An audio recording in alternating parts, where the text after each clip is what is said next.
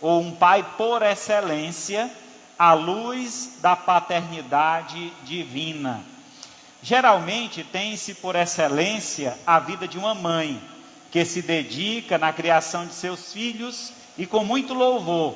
Elas merecem ser homenageadas, mas não podemos deixar ser esquecidos aqueles que se dedicam também à paternidade e assumem o seu papel no lar.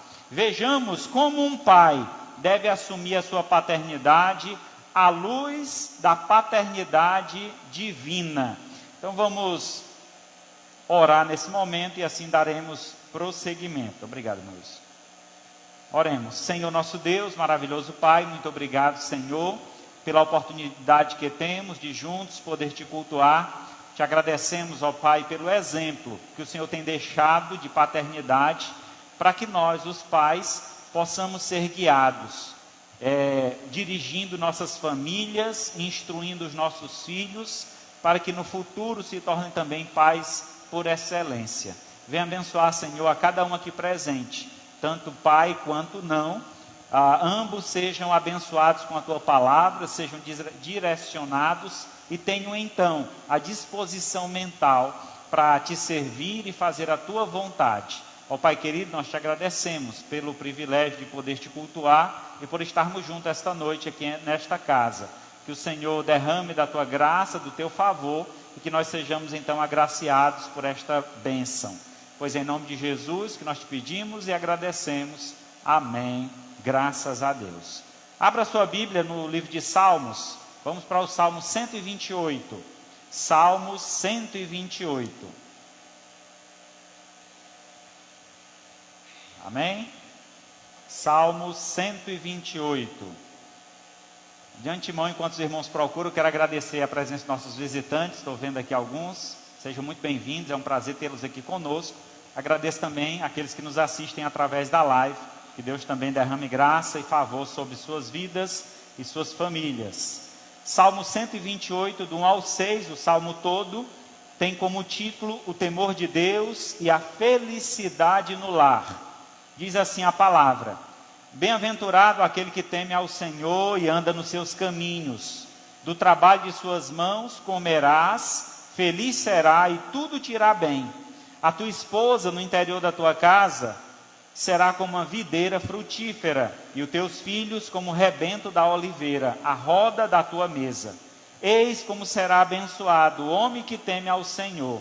O Senhor te abençoe desde Sião, para que vejas a prosperidade de Jerusalém durante os dias de tua vida. Vejas os filhos dos teus filhos, paz sobre Israel. Este salmo, irmãos, é um salmo de romagem, quer dizer, era um salmo que era cantado durante a peregrinação que o povo fazia até o templo para adoração. Então os povos vinham de várias nações, todos judeus, vinham de várias nações até Jerusalém para adorar no templo. E durante esse percurso, eles cantavam os salmos, entoavam salmos. E este era um dos salmos que eram entoados. E é um salmo que enfatiza a criação, a felicidade no lar. Então, aqui se destaca que feliz é aquele que teme ao Senhor. Então, a felicidade está ligada ao temor a Deus. E o temor a Deus traz um contexto aqui de respeito, respeitar a autoridade de Deus. Assim como um pai, assim como nós filhos, obedecemos nossos pais, e é como mandamento que nós temos honrar pai e mãe, temos então essa direção através desse salmo, de que devemos seguir os conselhos dos nossos pais, obedecendo em tudo. E aquele que assim faz, esse teme ao Senhor e consequentemente a isso será bem-aventurado, que quer dizer verdadeiramente feliz. Então a felicidade no lar, ela está atrelada ao temor a Deus, a estar obedecendo a direção do Pai Celeste.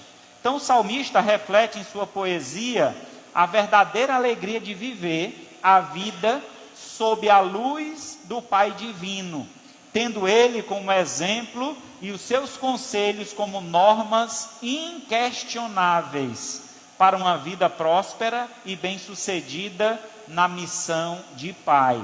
Destaquemos então essa noite 3 características da paternidade divina que devem ser seguidas por todo pai. Vejamos quais são estas características. A primeira característica encontra-se no versículo 2 do Salmo 128, que diz assim: do trabalho de tuas mãos comerás, feliz será e tudo te irá bem. A primeira característica aí que nós devemos absorver, extrair do Pai Celeste, para nós como pais agirmos em nossa família, é a característica do pai provedor. Então, todo pai, ele precisa assumir esse papel. Ele precisa ter essa característica. Eu quero formar uma família, eu quero ter filhos, quero que a minha esposa tenha filhos, nós vamos formar uma família, mas eu preciso entender que é minha responsabilidade prover sustento para minha casa. É responsabilidade do pai o sustento do lar. Então aqui no verso 2 ele diz: do trabalho das tuas mãos comerás, feliz será e tudo te irá bem. Então o pai provedor é aquele que assume a sua responsabilidade de prover para os seus filhos o sustento diário. E é interessante destacarmos isso porque quando colocamos esta figura de provedor com relação a Deus, Ele é um pai provedor para conosco. Lembra da oração que Jesus Cristo ensinou aos seus discípulos? Pai nosso que estás no céu, santificado seja o seu nome, o pão nosso de cada dia dai-nos hoje. Então esse Pai celeste, divino, que provém a nós diariamente. Ele tem essa preocupação, é sua responsabilidade. Encontramos um outro texto na Escritura, por exemplo, o Salmo 23, que usa a figura do pastor e as ovelhas, que traz uma imagem parecida, de alguém que está cuidando do sustento de alguém que depende dele. Então o pai sempre vai ter alguém dependendo dele, por exemplo, os filhos. E aí lá no Salmo 23, o Senhor é meu pastor e nada me faltará. Por quê?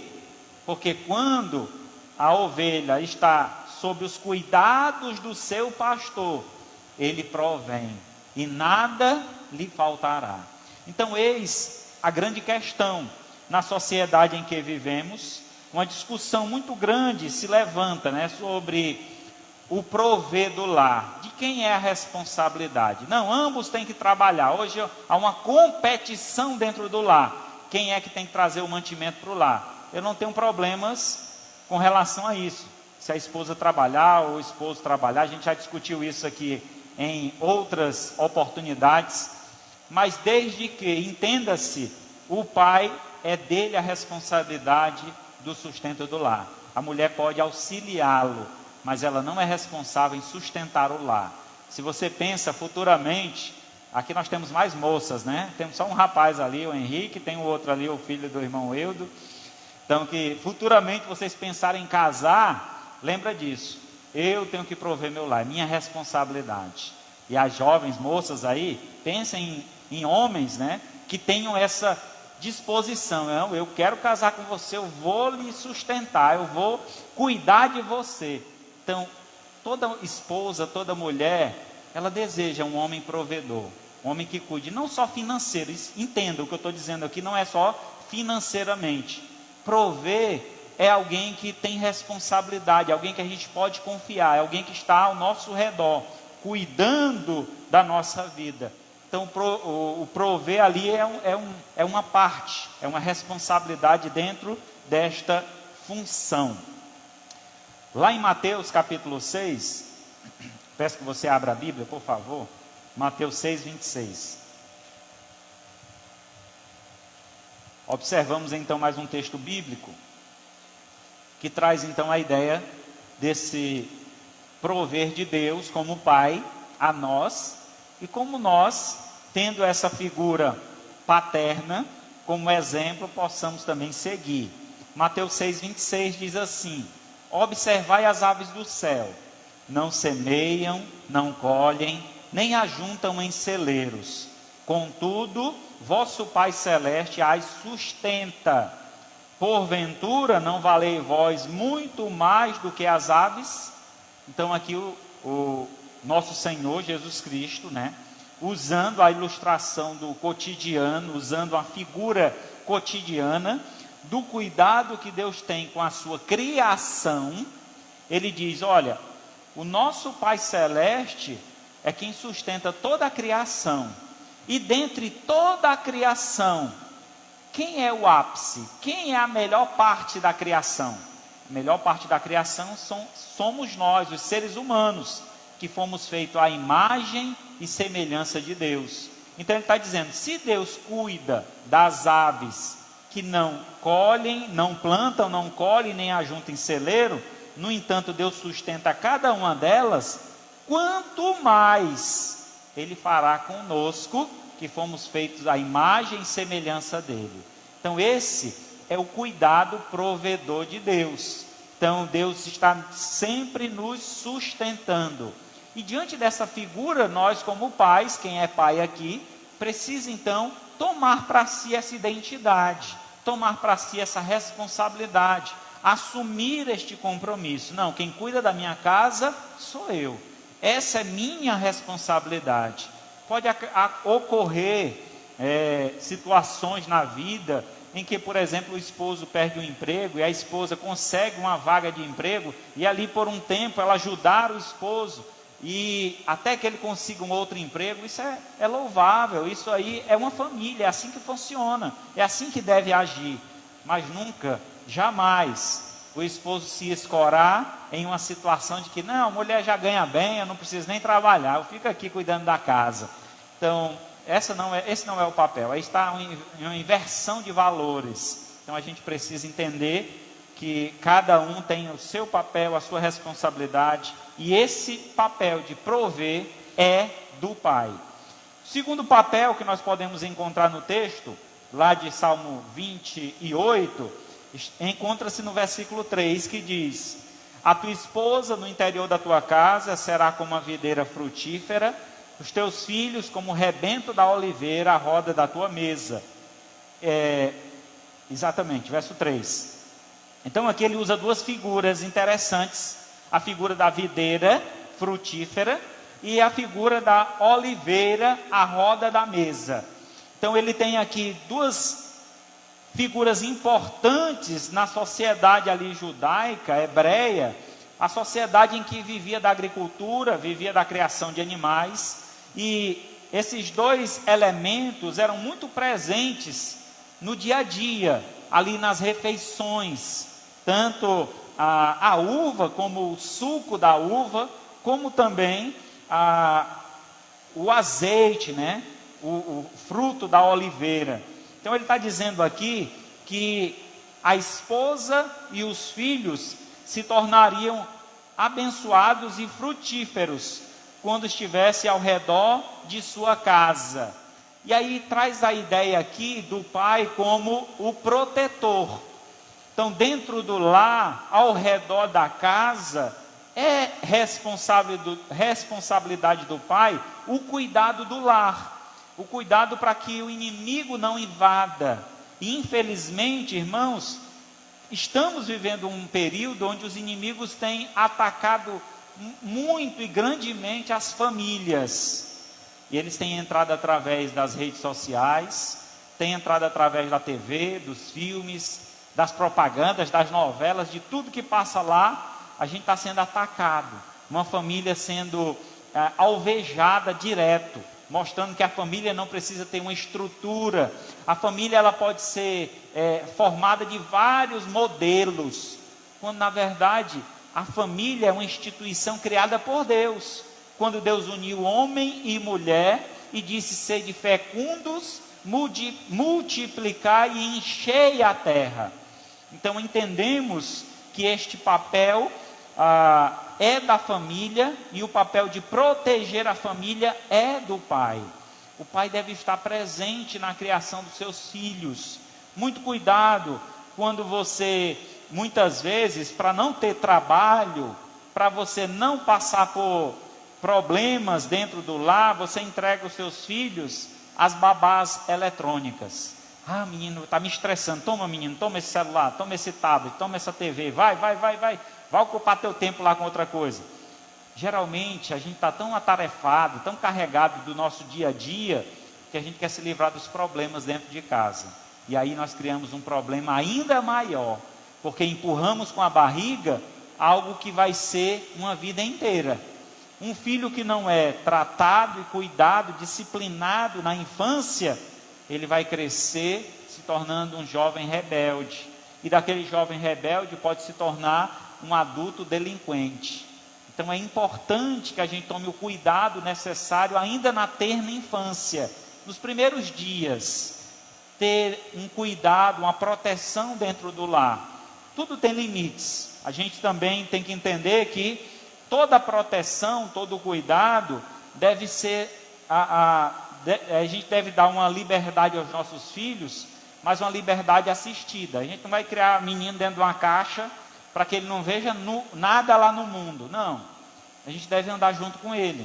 Quando a palavra de Deus diz, ensina a criança no caminho, é andando junto com ele. Pega na mão do teu filho, anda com ele, por onde você for, você vai dando ensinamentos a ele, vai mostrando o caminho, vai mostrando a verdade. Olha, filho, isso aqui é assim, por isso, por isso, por isso. Isso aqui é desse jeito, por isso, por isso. Então, esse tipo de relacionamento, de convivência, às vezes a gente perde muitas oportunidades de dar grandes lições aos nossos filhos. E estas lições, muitas vezes, elas são dadas no decorrer do caminho, andando junto, é mostrando, é vivendo junto com ele, é mostrando como acontece. Diz que, certa vez, o pai estava no supermercado, e então, na hora de passar as compras, o caixa se enganou e devolveu o troco a mais para o pai. O pai contou o dinheiro, recontou e não acreditou na quantidade de dinheiro que o caixa devolveu. Ele foi e colocou no bolso. E o filho observou, ficou olhando de longe, ali do lado do pai, mas ficou observando. E aí quando saiu, ele perguntou, papai, este homem não deu dinheiro a mais para o senhor, não? Ele disse, não, meu filho, tá certo, tá certo. Olha, papai, imagina só, papai, se ele tiver um filho na casa dele, esse dinheiro que o senhor está tomando dele, pode ser que ele precise para trazer algum sustento para o lar, para a família dele. E aquelas palavras daquela criança, sabiamente usada por Deus, fez com que o pai se arrependesse, voltasse até o mercado e devolvesse o valor a mais que ele tinha recebido. E os filhos estão sempre a nos observar, em cada detalhe. Às vezes a gente pensa que passa despercebido, a gente pensa que engana menino. Olha, a gente não engana a criança não, a criança é esperta. A criança está observando tudo que a gente faz. Então tenha cuidado com os exemplos que você tem dado. Proteja o seu filho, sem permitir que o mundo e o mal tome conta da sua vida. Em Mateus capítulo 7, verso 11, quem puder abra aí por favor, Mateus 7, 11.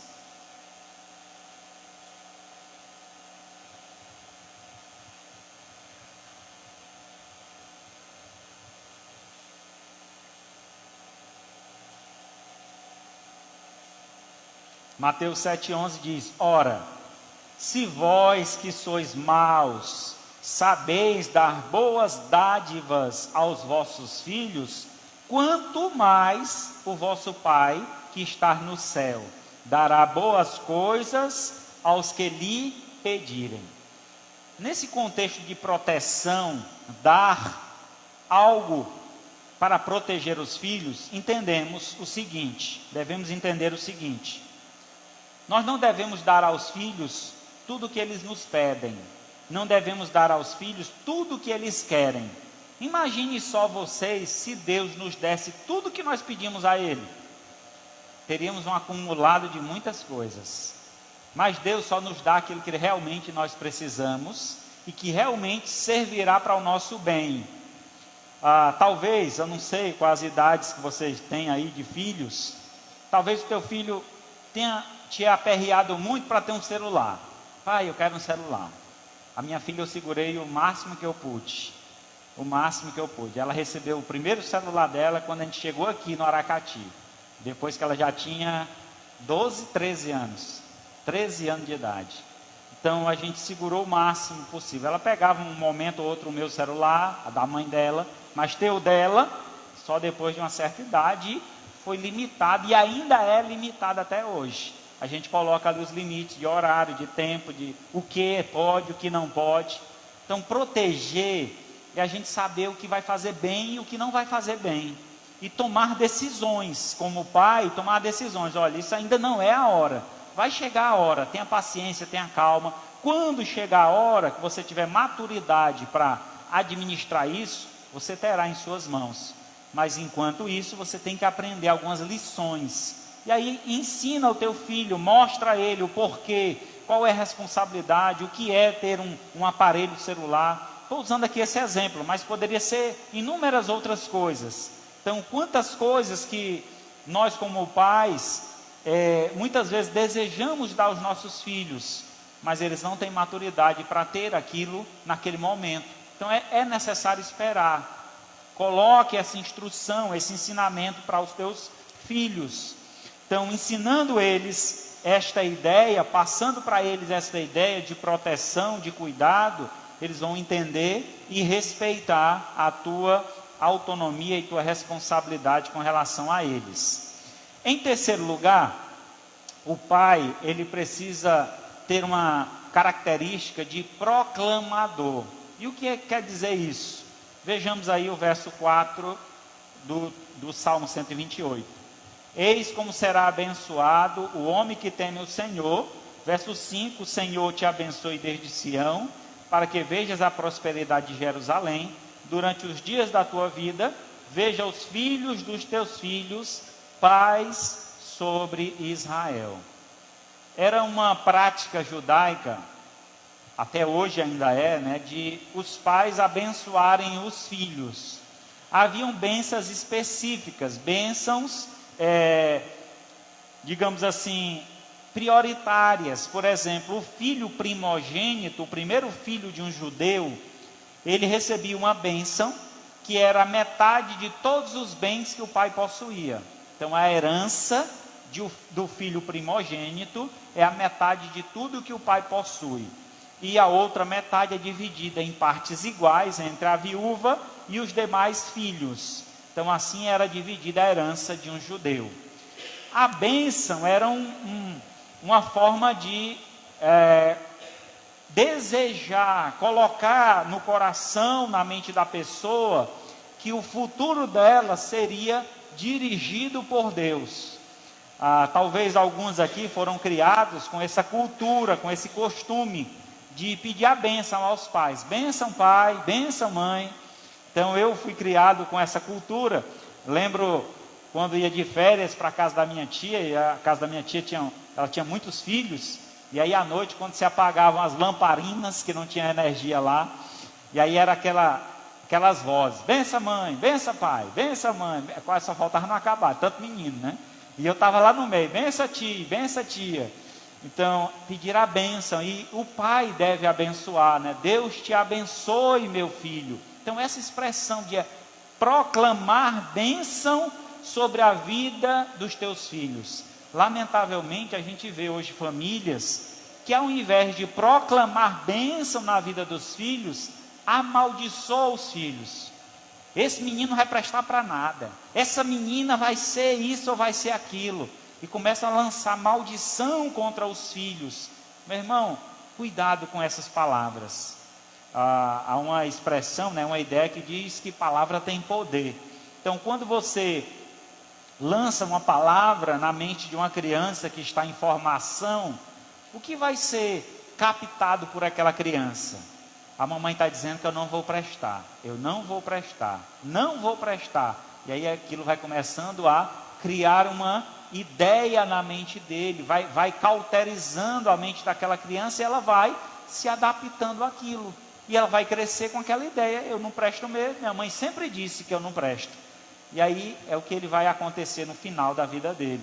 Então tome cuidado, como pai, seja um proclamador, derrame bênção sobre seus filhos, proclame a graça de Deus, diga que Deus vai te abençoar, meu filho, que a sua vida vai ser próspera, que você vai ser muito abençoado, se você temer a Deus, se você aprender os princípios cristãos, se você viver na obediência de Deus, você será uma pessoa muito abençoada, assim como o papai tem sido, você também será.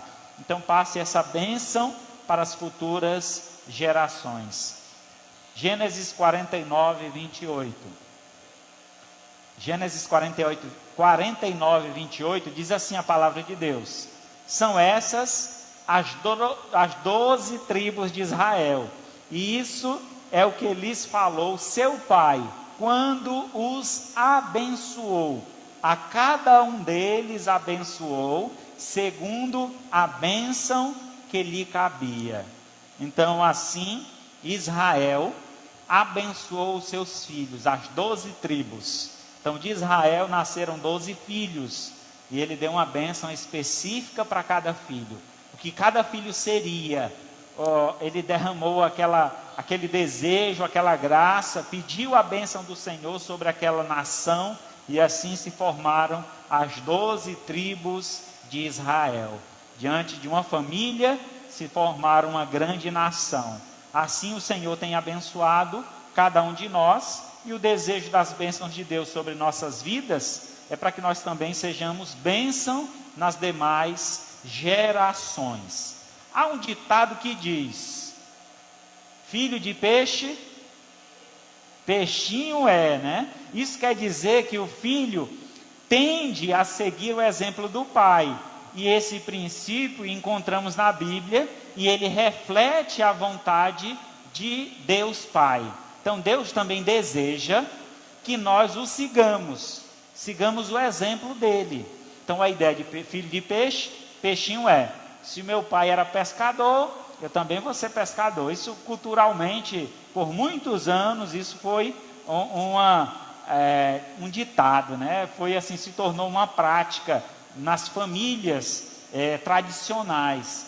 Então, quantas vezes, né, você vê um médico que tem o pai que também é médico, um advogado que tem o pai que também é advogado. Então, o exemplo do pai fez com que o filho tomasse a decisão de seguir aquela profissão. Então, ajudou ele.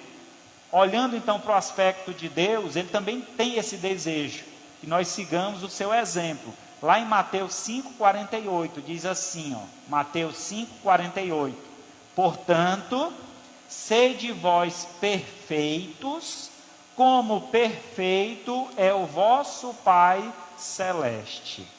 Então, qual é o desejo de Deus para os seus filhos? Se você é um filho de Deus, qual o desejo de Deus para a sua vida? A perfeição. E o que significa isso? O que significa eu ser perfeito? Eu agir em conformidade com a vontade do meu Pai. Eu trabalhar para que o nome do meu Pai seja lembrado, seja exaltado. A gente está vivendo uma cultura hoje em dia, muito relapsa, muito desconectada das famílias. Algum tempo atrás, eu venho aí de uma época que, quando a gente encontrava com alguém, perguntava o nome: como é seu nome? É fulano.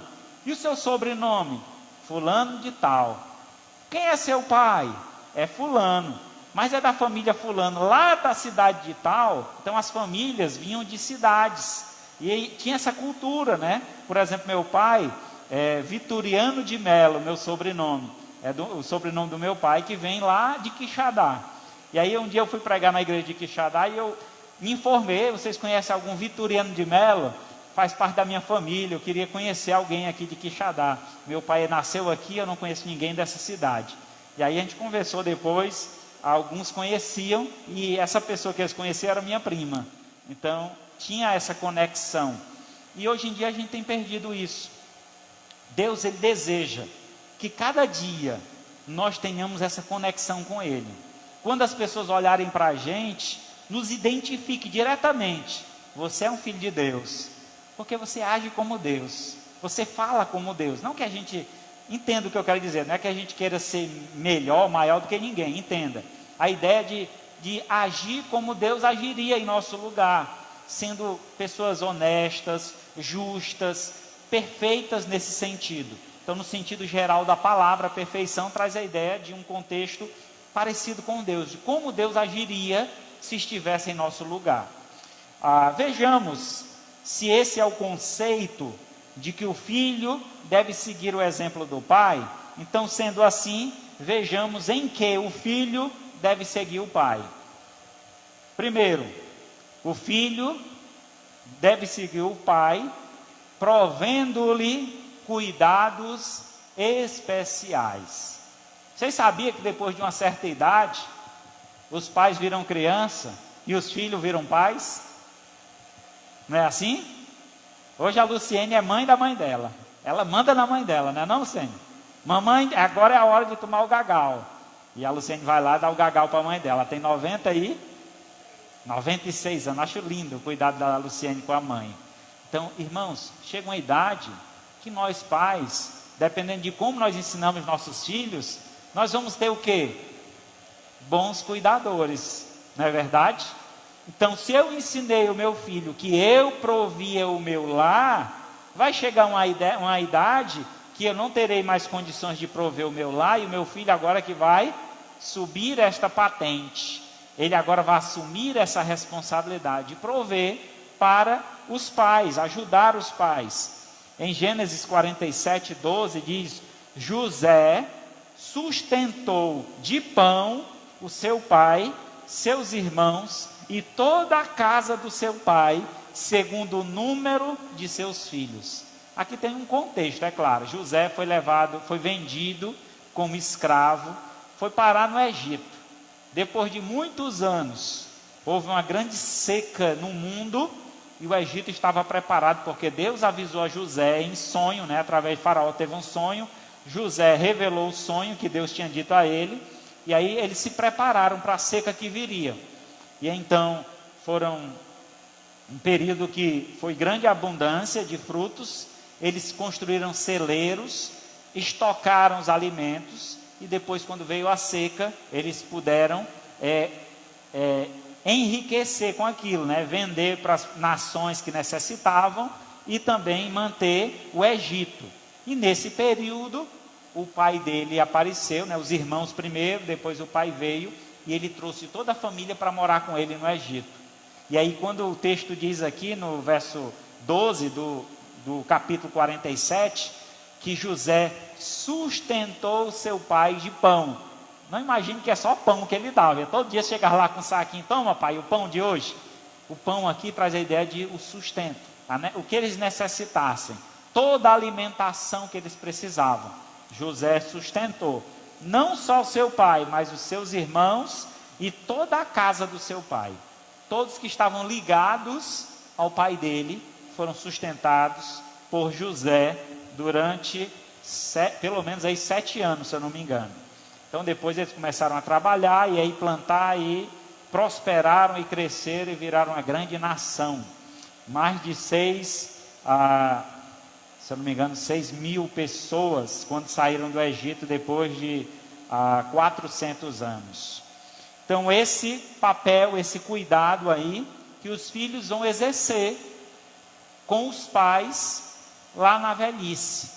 Então, se você ensina que você é o provedor do lar, o teu filho vai aprender isso, e lá na velhice vai poder também exercer essa provisão para a tua vida. Em segundo lugar, o filho deve protegendo-lhes dos desgastes naturais. Naturalmente, com a vida, a gente vai se desgastando. É interessante isso. Hoje a minha mãe está com 78. A minha esposa aqui é a minha agenda, eu esqueço das coisas. 78 anos. E a minha mãe hoje, ela diz assim: meu filho, quando eu não tinha dinheiro, eu queria comer tanta coisa e não podia. Agora eu tenho dinheiro, eu quero comer e o médico diz que eu não posso. Eu disse: mãe, mas está certo, a senhora tem que tomar cuidado, não pode comer de tudo. Já houve um desgaste da sua vida, o seu estômago não é mais como era quando a senhora tinha 20 e poucos anos. Agora demora mais o metabolismo para processar os alimentos. Se a senhora comer muito, vai ficar empachada, vai passar mal. Aí a senhora já tem diabetes, a glicose aumenta, aí tem outros poréns. Então, hoje a gente tem que proteger os pais para que eles não caiam nessas situações. E aí tem que ensinar, mostrar para eles: olha, pai, é por esse motivo, olha, mãe, é por esse motivo. Então, o cuidado que a gente tem que ter, né? A proteção que a gente deve dar aos nossos pais. Culturalmente, aqui no Ceará, quando a gente ouve falar que um filho colocou o pai no asilo, qual é a impressão que a gente tem? Filho ingrato, jogou o pai no asilo, não é assim? Eu fui pastorear uma igreja lá no Rio Grande do Sul, e aí na minha cultura, asilo era um lugar terrível, era um lugar meio que jogado lá, jogava os velhinhos lá para sofrer. Lá no Rio Grande do Sul a cultura é outra. Um asilo é um lugar maravilhoso, onde tem jogos, brincadeiras, os velhinhos se divertem, é um tempo excelente para eles, tem médicos para cuidar deles, tem várias coisas. E aí os filhos, quando chega a certa idade, às vezes os próprios pais pedem: meu filho, nós queremos morar no asilo, porque não vamos dar trabalho para vocês têm a vida de vocês, lá a gente vai ter tudo que a gente precisa, vocês vão visitar a gente. E aí acontece assim, eles vão lá visitar os pais, passam o dia com eles, é maravilhoso, é uma cultura interessante, diferente do que a gente conhece nos nossos dias. Talvez os recursos para colocar o pai no asilo lá é bem maior, né? Paga-se talvez 2, 3 salários, aí ele tem toda essa estrutura de médico, de fisioterapeuta e várias coisas. Então eles não sofrem, lá eles ficam felizes estando naquele lugar. Então, independe da cultura. O que eu quero colocar aqui é: que cuidado você tem dado aos seus pais, ou pretende dar aos seus pais na velhice? Assim como eles cuidaram de você durante toda a vida, até a vida adulta, qual cuidado você pretende dar aos teus pais? Hoje, às vezes eu vejo famílias brigando: se a mãe ficar doente, eu não cuido, fica contigo. Não sei o que, os filhos ficam jogando um para o outro, quem é que vai cuidar dos pais na velhice? Então os filhos, eles devem já se preparar para isso. Olha, quando meu pai chegar na idade, quando a minha mãe chegar na idade, eu quero cuidar do meu pai, eu quero cuidar da minha mãe. Então, se esse é o desejo do seu coração, já vá preparando sua esposa, já vá preparando seu esposo, porque é responsabilidade dos filhos o cuidado dos pais na velhice. Então tenha essa convicção: não, eu não quero ter trabalho. Se for para colocar em um asilo, que seja consciente de um lugar bom, de um lugar que ele será bem cuidado, talvez até melhor do que se estivesse na sua casa, nas suas mãos. Diante da sua ocupação, ele tenha uma assistência maior lá. Então, se esse for o caso, faça isso com amor, com cuidado, mas não abandone, não esqueça os seus pais lá. Vá lá visitar. Eu tenho um tio, infelizmente um testemunho ruim, né? Ele pegou a mãe dele, jogou no asilo, e ele não ia visitar a mãe, mandava os filhos irem. Vá lá visitar sua avó no asilo, final de semana. E os filhos pegavam o dinheiro, em vez de ir para o asilo, ia para o shopping.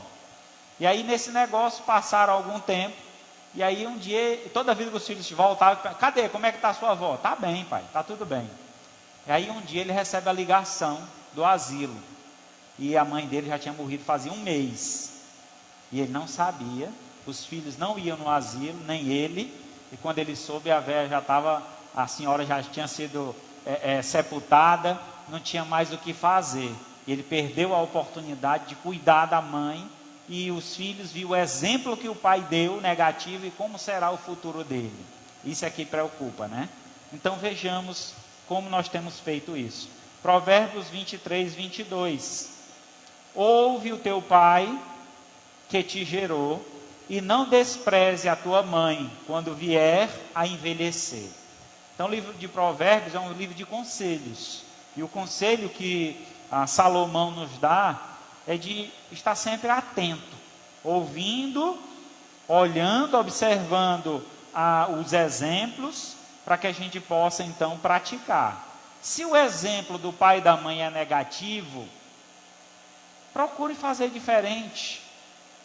Eu tenho uma prática muito comum assim, que eu adotei para a minha vida, né? A prática reversa. Quando alguém me faz o mal, eu procuro fazer o bem para aquela pessoa. Meu pai fez muita coisa errada nessa vida, e ele dizia para nós: olha, quando eu fiz isso, fiz aquilo. E aí o meu irmão mais velho seguiu o exemplo negativo do meu pai. Tudo que meu pai fez de besteira na vida, ele repetiu. E eu vi os dois exemplos negativos, o resultado dos dois exemplos. E eu disse: eu não quero isso para a minha vida. O erro que eles cometeram, eu não quero cometer. E graças a Deus, Deus tem me livrado disso. E eu tenho adotado isso em várias práticas da minha vida. Se alguém faz uma coisa ruim para mim, mal para mim, eu procuro fazer diferente. Eu procuro fazer o contrário daquilo. Digamos, se o meu pai não cuidou bem de mim, mas se eu tiver a oportunidade, eu vou cuidar bem dele. Eu vou ter todo o zelo, todo o cuidado, porque ele merece. Porque isso é honrar pai e mãe. Porque eu não vou fazer, digamos, por ele, pela pessoa, mas eu devo fazer por Deus. Se ele não merece, mas Deus merece. E o que Deus me ensina, que eu tenho que ser perfeito como meu Pai Celeste é perfeito, é que eu devo honrar pai e mãe, independente se ele foi bom ou se ele foi ruim. O meu papel é honrar, dar honra a ele, colocá-lo em um lugar onde ele merece de cuidado e de respeito. E por fim, os filhos devem proclamar-lhes honra devida. Então, honrar pai e mãe, onde a gente já está aqui comentando, falando sobre o assunto, né? É um dos mandamentos de Deus. Lá no livro de Êxodo 20, versículo 12, ele diz: honra teu pai e tua mãe, para que se prolonguem os teus dias na terra, que o Senhor Deus te dá. Honrar pai e mãe é um mandamento que vem junto com esse mandamento uma promessa. E que promessa é essa? O filho que honra pai e mãe, o filho que cuida, o filho que protege, o filho que proclama bênção sobre pai e mãe, é um filho que terá longos dias sobre a terra. Aí vamos aqui para um contexto bem prático. Por que tem morrido tantos jovens aí no mundo afora? Jovens, adolescentes ainda. Por que eles têm morrido? Na sua grande maioria por desobediência. Qual pai e mãe que incentiva um filho a se envolver no mundo das drogas? No mundo da marginalidade? Nenhum pai, nenhuma mãe de sã consciência influencia um filho a se envolver nessas áreas. Mas os filhos que desobedecem aos pais, se envolvem nessas áreas, têm as suas vidas abreviadas. Antes do tempo, eles morrem. Porque desobedeceram pai e mãe. Não prosperaram na vida. Desonraram seus pais e suas mães. Então, eis aí um grande motivo. Se você não tiver um motivo para honrar pai e mãe, dependendo da sua situação, meu pai não é uma pessoa legal, minha mãe é muito brava, não sei como é o seu lar, mas faça isso por obediência a Deus. Dê a eles a honra que eles merecem, no sentido de que a honra que Deus determina que a gente dê aos nossos pais. Talvez eles nem mereçam, mas devem receber esta honra, devem ser louvados e engrandecidos, como Deus assim determina. Então devemos lembrar deles, cuidar deles, protegê-los quando assim for necessário. E isso é honrar pai e mãe, para que então possamos receber a promessa de Deus, que é uma vida longa aqui na terra, nos tornando então também pais e ensinando aos nossos filhos a mesma cultura. Concluindo então, amados, sigamos o bom exemplo do nosso Pai Celeste, cumpramos a sua vontade, sejamos fiéis à vossa missão de pai ou de filho, tendo a plena certeza de que o nosso Senhor, tendo a plena certeza de que no Senhor o nosso trabalho não é vão. Então, se você serve ao Senhor, se você faz com dedicação o seu papel, como pai, como filho, certamente Deus será honrado através do seu exemplo. Nós estaremos seguindo o exemplo de Deus. Gênesis 12:2, de ti farei uma grande nação, te abençoarei e te engrandecerei o nome, se tu uma bênção. Essa é a promessa que Deus fez a Abraão e ela se estende a todo cristão. Se tu uma bênção. Abençoa os que te abençoarem. Deus vai abençoar os que te abençoarem e amaldiçoar os que te amaldiçoarem. Deus, Ele tem bênção sobre a sua vida. Então receba essas bênçãos de Deus e também prospere, transmita essas bênçãos aos que estiverem ao seu redor. Você pai, você filho, assuma o seu papel, ame o seu pai, pai ame o seu filho, e certamente estaremos seguindo o exemplo do nosso Pai Celeste, fazendo a vontade dEle e exaltando o nome dEle, porque Ele merece toda a honra e toda a glória. Amém? Louvado seja Deus por isso. Vamos orar. Maravilhoso Deus, Pai de infinita bondade, louvado e engrandecido seja o Teu santo nome. Te somos gratos, Senhor, pelo exemplo que temos na Tua palavra, sobre a Tua pessoa, sobre quem o Senhor é, por tudo que o Senhor faz. Nós te agradecemos, ó Pai. Te pedimos, ó Pai, que a cada dia possamos estar alertas para então seguir, copiar o Teu exemplo, fazer com que os nossos filhos aprendam essas lições e nós também possamos viver de acordo com a Tua vontade, ensinando, protegendo, proclamando a Tua glória sobre a vida dos nossos filhos, trazendo, Senhor, proteção e livramento e suprimento quando assim for necessário. Que nós, como filhos também, possamos aprender essas lições e cuidar dos nossos pais na velhice, quando assim for necessário, tendo todo o cuidado para que eles sejam bem assistidos e tenham uma boa velhice, aguardando sempre o Teu chamado, a Tua vinda, para que juntos possamos Te louvar e engrandecer no Teu reino celeste. Ó Pai, eu Te agradeço por cada pai, por cada filho aqui presente. Que o Senhor nos dê sabedoria a cada dia para fazer a Tua santa vontade. Pois é em nome de Cristo Jesus que nós Te pedimos e agradecemos. Amém. Graças a Deus.